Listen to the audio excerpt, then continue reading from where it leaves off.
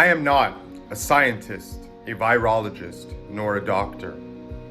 I am not a medical nor a financial markets professional. I am not a prophet nor a soothsayer.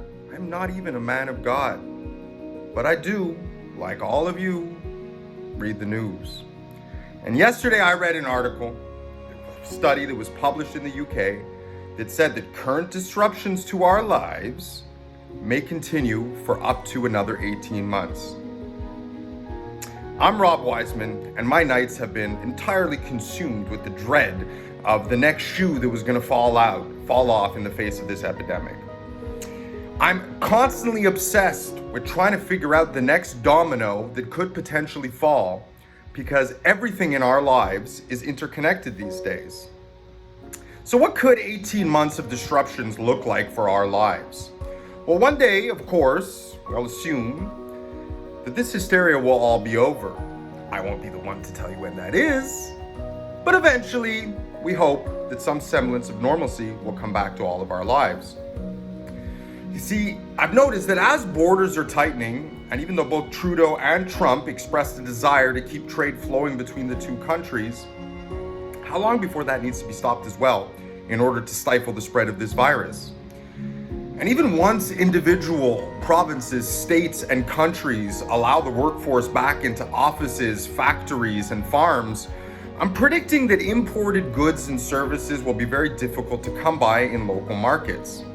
You see, not all countries seem to be reacting with the same appropriate measures to fight the spread of this virus, which means it may be a lot longer in developing countries before they see the other side of this epidemic. Which is why I'm telling all of you, business owners, entrepreneurs, and dreamers, that the time is now to start thinking local.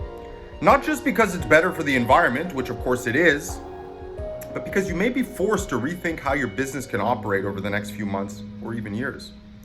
So this is one of those opportunities that I saw for all businesses everywhere, is a way to change and adapt to be able to take profit from local economies, local workforces, and local goods for us all to be able to help one another to overcome these challenges.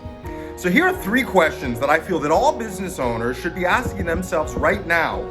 And the key to us getting out of this is being able to come up with the answers to these questions together. And I'm not pretending like I know the answers right now.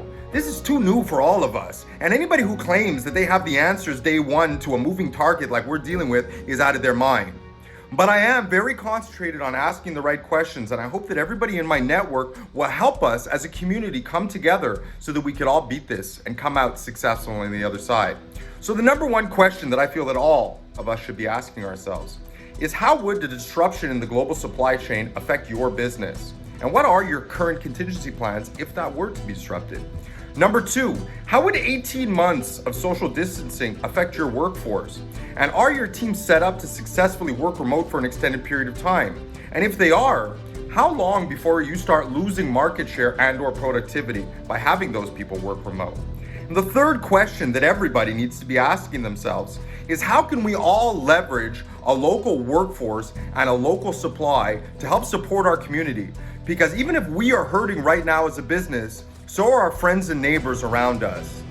And I really have to say, I look forward to hearing from all of you to give us your insight on how we can all face this change and win.